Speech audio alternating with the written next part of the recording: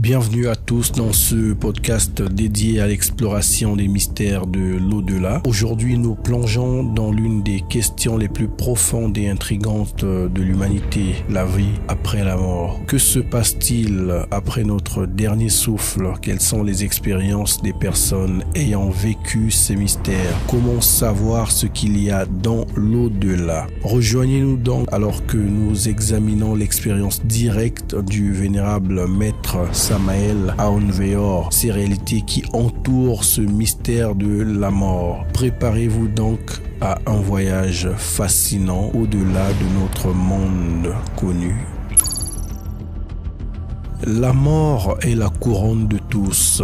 Après la mort, l'âme entre dans la lumière astrale. Quand arrive l'heure de la mort, l'ange de la mort s'approche du lit du mort. Il y a un cœur d'ange de la mort. Ce cœur est dirigé par la planète Saturne. Chaque ange de la mort porte un livre. Dans ce livre sont notés les noms de toutes les âmes qui doivent se désincarner. Nul ne meurt qu'à son heure. L'ange de la mort ne fait que sortir l'âme du corps. L'âme est unie au corps par un fin cordon céleste de couleur argentée. L'ange de la mort rend ce cordon pour que l'âme ne puisse revenir dans le corps. Les âmes, après la mort, voient le soleil comme toujours, les nuages, les étoiles comme toujours, tout est pareil.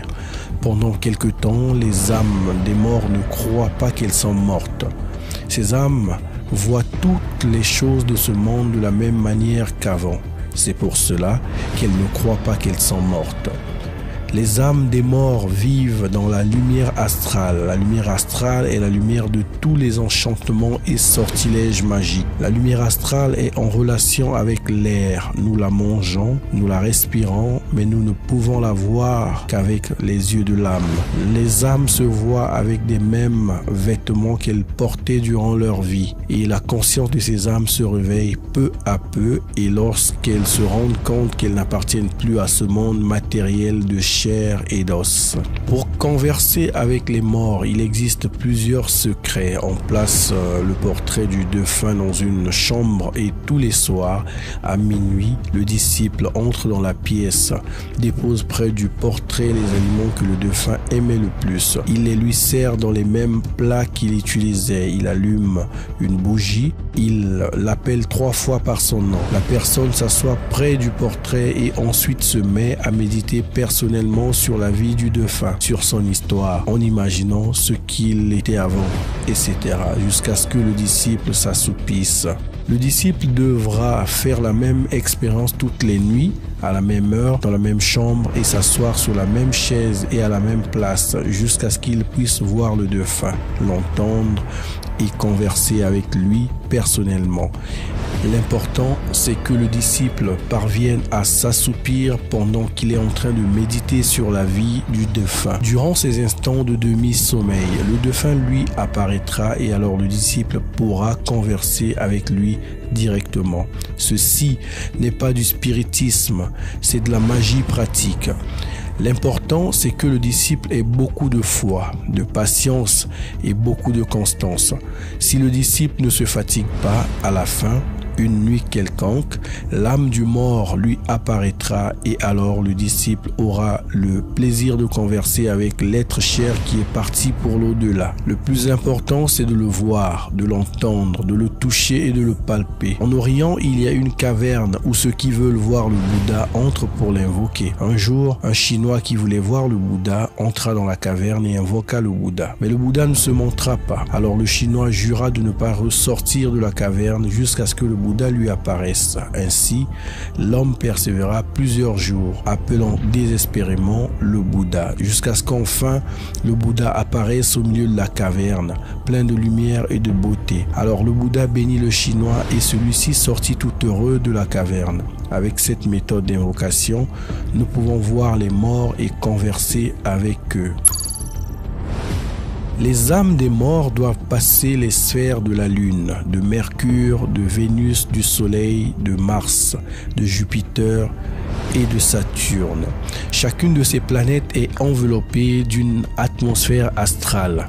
Les atmosphères astrales se pénètrent et se compénètrent mutuellement sans se confondre. Toutes ces atmosphères sont en relation avec l'air que nous respirons. Sur la Lune, quand l'âme entre dans la sphère lunaire, elle se sent très attirée vers le lieu où est enterré son corps et veut agir exactement comme si elle avait un véhicule de chair et d'os. Ces âmes s'assoient dans leur maison pour déjeuner et manger et ressentent les mêmes besoins physiques qu'avant. Sur Mercure, quand l'âme entre dans l'atmosphère de Mercure, elle voit l'atmosphère s'éclaircir davantage et elle voit toutes les choses encore plus belles qu'auparavant. Ces âmes qui, dans la vie, n'ont jamais su s'adapter à toutes les circonstances de l'existence, souffrent alors l'indicible. Ces âmes, pleines d'orgueil et d'arrogance, veulent que tout le monde les respecte comme avant, pour leur argent et leur position sociale. Cependant, dans la sphère de Mercure, on ne respecte les âmes que pour leur sainteté et pour leur sagesse. Les âmes qui, dans la vie, furent humbles, dévotes et charitables, se sentent heureuses dans la sphère de Mercure. Sur Vénus, plus tard, l'âme entre dans la sphère de Vénus. Dans cette sphère, les âmes redeviennent enfantines, se réjouissent comme des enfants et jouent au sein de la nature. Dans la sphère de Vénus, nous devenons profondément religieux et comprenons que toutes les religions du monde sont des perles enfilées sur le fil d'or de la divinité. Dans la sphère de Vénus, nous devenons mystiques et jouissons parmi les bois et les montagnes de la nature. Nous sommes heureux. Ces âmes qui n'eurent jamais aucune attirance religieuse, ces âmes matérialistes se sentent là-bas hors de leur ambiance, comme les oiseaux dans une basse-cour étrangère. Elles souffrent l'indicible. Celles qui furent délirantes et fanatiques en ce qui concerne les questions religieuses ressentent alors un immense remords pour leurs mauvaises actions, parce qu'elles comprennent le mal qu'elles ont fait aux autres. Ces âmes souffrent indiciblement. Quelque temps après, l'âme entre dans la sphère du soleil. Dans le soleil, nous comprenons l'unité de toutes les vies. Nous comprenons que la vie qui palpite dans notre cœur est la même qui palpite dans le cœur même de chaque monde qui voyage à travers les espaces. Dans la sphère du soleil, nous comprenons ce qu'est la fraternité universelle et nous sentons que nous formons une seule grande famille humaine. Ces âmes qui furent égoïstes ressentent là-bas dans la sphère solaire un profond remords et une grande souffrance morale. Ces âmes souffrent du remords de leurs mauvaises actions dans la sphère solaire. Nous voyons dans chaque visage un frère. Sur Mars, l'âme entre dans la sphère de Mars. Dans cette sphère, nous ressentons le désir ardent de nous éloigner pour toujours des choses du monde matériel. Dans cette sphère, nous vivons une vie de ravissement mystique et nous sentons la forte influence de François d'Assise, du Bouddha. Là-bas, nous sentons que la vie de chaque fleur est notre propre vie. Nous aspirons donc avec ardeur à nous éloigner du monde matériel pour toujours. Sur Jupiter, dans cette sphère, nous comprenons que la religion que nous avons eue sur la Terre était uniquement une école par laquelle nous devions passer. À ce moment-là, nous renonçons à cette religion de la Terre et nous pénétrons alors dans la conscience cosmique. Sur Saturne, l'âme s'immerge beaucoup plus tard dans la sphère de Saturne et elle flotte délicieusement parmi toutes les étoiles de l'espace. Elle visite les divers mondes et s'immerge dans l'infini plein de musique ineffable, d'orchestres délicieux qui résonnent dans l'immense chorale de l'éternité où seul règne la véritable félicité de l'espace sans limite.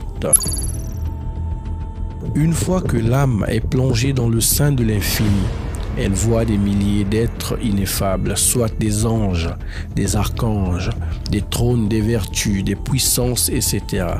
Et alors elle comprend que ces êtres divins ont été des hommes qui se sont perfectionnés et qui ont souffert énormément dans l'école de la vie. L'âme comprend que la vie est une école et désire retourner à cette école de la vie pour se perfectionner. Au moment où l'âme manifeste cette volonté de revenir pour se parfaire, lorsque l'âme veut retourner dans le monde, alors les anges du destin conduisent cette âme dans un nouveau foyer. Les anges du destin unissent l'âme ou pour mieux dire, connecte l'âme au spermatozoïde du sémen du père. Ce spermatozoïde, choisi par l'âme qui va naître, rend féconde la matrice. L'âme demeure dans le ventre maternel durant 9 mois, formant son nouveau corps physique. Toutefois, l'âme n'est pas prisonnière car elle peut entrer et sortir du ventre maternel et de son corps chaque fois qu'elle le veut. Les 9 mois accomplis, l'âme naît avec son nouveau corps d'enfant. Si dans notre réincarnation passée, nous avons fait beaucoup de mal à notre prochain, alors il nous est choix d'en souffrir à présent les conséquences et nous naissons avec une très mauvaise destinée. Si nous échouons dans nos négoces, la misère nous poursuit et nous souffrons immensément. Si avant nous avons enlevé la femme d'un autre, alors maintenant on nous l'enlève. Si nous avons été de mauvais parents, nous n'avons pas su être bons envers nos enfants, alors il nous revient de naître dans un lieu plus amer que le fiel. Nos parents nous feront souffrir de la même manière que nous avons fait souffrir nos enfants lors de notre réincarnation passée. Celui qui sème la foudre n'a d'autre recours que de récolter des tempêtes, qui sème le maïs, qu'il mange du maïs. Chacun récolte ce qu'il sème. Si Dieu envoyait une âme naître dans l'aisance sans qu'elle ait fait aucun bien, et s'il en faisait naître d'autres dans la misère sans qu'elles aient fait le moindre mal, où serait la justice de Dieu? Un génie est arrivé à être un génie parce que pendant des millions de vies, il est revenu lutter pour se perfectionner. Nous sommes la résultante de nos incarnations passées.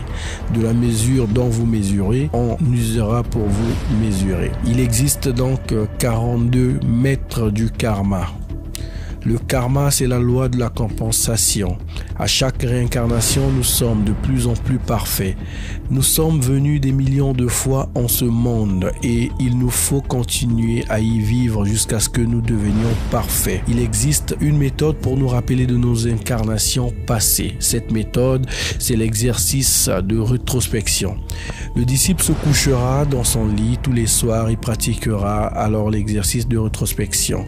Il commencera par se remémorer toutes les choses survenues 1 heure avant de s'être couché, puis 2 heures avant, puis tous les événements de l'après-midi et du matin. En somme, tout ce qui s'est passé durant la journée. Le disciple s'efforcera de se rappeler toutes les choses de la veille et de l'avant-veille. On doit essayer de se souvenir de tout ce qui est survenu depuis 1 mois, 2 mois, 3 mois, 1 an, 10 ans, 20 ans, en remontant en arrière jusqu'à se remémorer minutieusement toute l'histoire de sa vie. Que le disciple tâche de se rappeler les 5 premières années de sa vie. Le disciple remarquera alors que cela est très difficile. Il est très dur de se souvenir de ces années. Mais il y a un secret pour se les rappeler. Le disciple doit s'endormir en prononçant mentalement les mantras, les paroles de pouvoir suivants. Raom, Gaom. Le disciple s'endormira en prononçant ces 2 paroles mentalement et en s'efforçant de se rappeler dans son sommeil toutes les choses qui sont arrivées dans les 5 premières années de son histoire, de son enfance. Les rêves sont véridiques. Nos disciples doivent ouvrir la Bible et étudier le livre de Daniel pour l'apprendre. Après s'être remémoré toute leur vie actuelle, nos disciples doivent alors s'efforcer de se souvenir des derniers moments de leur réincarnation passée. Si le disciple parvient à s'endormir tranquillement en faisant cette pratique, alors un jour prochain, il pourra se rappeler dans ses rêves toute sa dernière réincarnation. Avec cette clé secrète, tout disciple pourra non seulement se souvenir de sa dernière réincarnation, mais il pourra en outre se rappeler aussi toutes ses réincarnations passées. Ce qu'il faut, c'est pratiquer tous les soirs jusqu'à obtenir la victoire et avoir beaucoup de foi. Dans les mondes internes existe un temple où officient les 42 juges du karma. Ce sont les 42 chakals. On les nomme ainsi parce qu'ils couvrent leur tête d'une espèce de masque religieux qui a la forme d'une tête de chien-loup ou de chacal. Ces 42 maîtres sont ceux de la loi de la compensation appelée la loi du karma. Tous les maux que nous avons infligés aux autres dans nos réincarnations passées, il nous faut les payer dans l'incarnation suivante. Nous Nous payons du karma non seulement pour le mal que nous avons fait, mais aussi pour le bien que nous aurions pu faire et que nous avons omis de faire. Celui qui a de quoi payer, paye et s'en sort bien dans ses négoces. Celui qui n'a pas de quoi payer, indubitablement, doit payer avec de la douleur, inévitablement. Les seigneurs du karma disent: fais de bonnes œuvres pour payer tes dettes. Le lion de la loi se combat avec la balance. Si le plateau des mauvaises actions pèse plus, nous pouvons alors mettre de bonnes actions sur le plateau des bonnes actions. Il est dit: augmente le poids du plateau des bonnes actions pour incliner le plateau en ta faveur. C'est ainsi que nous pouvons annuler les dettes les plus vieilles et nous éviter la douleur. Quand une loi inférieure est transcendée par une loi supérieure, la loi supérieure efface la loi inférieure. Tout disciple gnostique doit apprendre à voyager en corps astral pour visiter les temples des seigneurs du karma, et le chef de ce temple est Anubis. La clé pour voyager en corps astral est très simple. Le disciple se couchera sur son lit et commencera à s'endormir tranquillement. Ensuite, le disciple se lèvera de son lit au moment où il sera sur le point de dormir tout à fait et il sortira de sa chambre. Si avant de sortir, le disciple fait un petit saut avec l'intention de flotter dans les airs, il verra avec étonnement qu'il flotte délicieusement dans l'air et il pourra se rendre en corps astral à n'importe quel endroit de la terre. Le disciple peut aller en corps astral au palais des seigneurs du karma. Dans ce temple, il pourra régler ses négoces avec les seigneurs du karma. Quand nous disons négoce, nous nous référons aux dettes que nous avons en souffrance avec la justice cosmique. Les seigneurs de la loi accordent aussi du crédit, mais tout crédit, on doit le payer en faisant de bonnes œuvres pour le bien de l'humanité. Nous devons apprendre à sortir en corps astral pour régler personnellement nos négoces avec les seigneurs du karma. Quand un homme apprend à manipuler son livre de compte, il peut mieux diriger sa vie. Le Saint Paul a dit: souvenez-vous que votre corps est le temple du Dieu vivant et que le Très-Haut demeure en vous. Le Très-Haut est notre moi divin, notre esprit, l'intime. Ainsi donc, l'intime est ce qu'il y a de plus divin à l'intérieur de nous. C'est Dieu en nous. L'intime est beau, sublime, pur. L'intime possède deux choses, l'âme et le corps. L'âme est en contact avec le système grand sympathique. L'intime est en contact avec le système cérébro-spinal, c'est-à-dire avec la colonne cérébro-spinale. L'âme souffre, jouit, travaille, acquiert de l'expérience, commet des fautes, est imparfaite. L'âme est pécheresse. L'âme se laisse mener par les passions et à cause de cela, elle souffre. Ainsi donc, si l'âme veut devenir un ange, il ne lui reste pas d'autre remède que d'en finir avec ses défauts, devenir pur, se purifier, se blanchir pour parvenir à l'union avec l'intime. Quand l'âme fusionne avec l'intime, c'est-à-dire se marie à l'intime, quand elle devient une avec lui, alors elle se convertit en ange. L'intime est une flamme, l'âme est une autre flamme. Quand les deux flammes se joignent, elles forment une seule flamme. Cette flamme est un ange. Ainsi donc, les anges sont des hommes parfaits, des âmes repenties, des hommes qui se sont repentis de leurs fautes, de leur méchanceté, de leur fornication, de leur adultère, de leur homicide, etc. Dieu est l'intime qui est à l'intérieur de nous, l'esprit universel de vie. Il est le feu divin dans la roche, dans les eaux, dans l'air, dans tout l'espace. Tout l'infini est animé par le feu divin. Dieu est une mer de feu ardent. Le feu ardent est partout. Le feu est Dieu. Le feu est la Pentecôte. Il est Dieu. Le feu qu'a vu Moïse dans le buisson d'Horeb est Dieu. L'intime est l'homme divin, l'homme céleste qui est à l'intérieur de nous-mêmes. L'intime est l'homme divin, l'homme céleste qui est à l'intérieur de nous-mêmes. Quand l'âme s'unit à l'intime, elle se convertit en lui. Alors nous devenons des anges. Les anges sont dans la nature, dans les fleuves, dans la mer, dans les nuages, dans les volcans partout. L'intime, c'est notre être, notre esprit individuel, l'image de Dieu en nous. Merci de nous avoir accompagnés dans cette exploration fascinante de la vie après la mort. Nous avons parcouru l'expérience directe du vénérable maître Samael Aoun Weor, qui fait partie des maîtres qui ont investigué directement sur ce mystère qu'est la mort. La question de l'au-delà continue de captiver et d'inspirer l'humanité. Nous espérons que cet épisode vous a apporté de nouvelles perspectives et une réflexion enrichissante. Restez donc curieux et ouverts d'esprit, car le voyage ne s'arrête jamais vraiment. À la prochaine pour de nouvelles explorations passionnantes.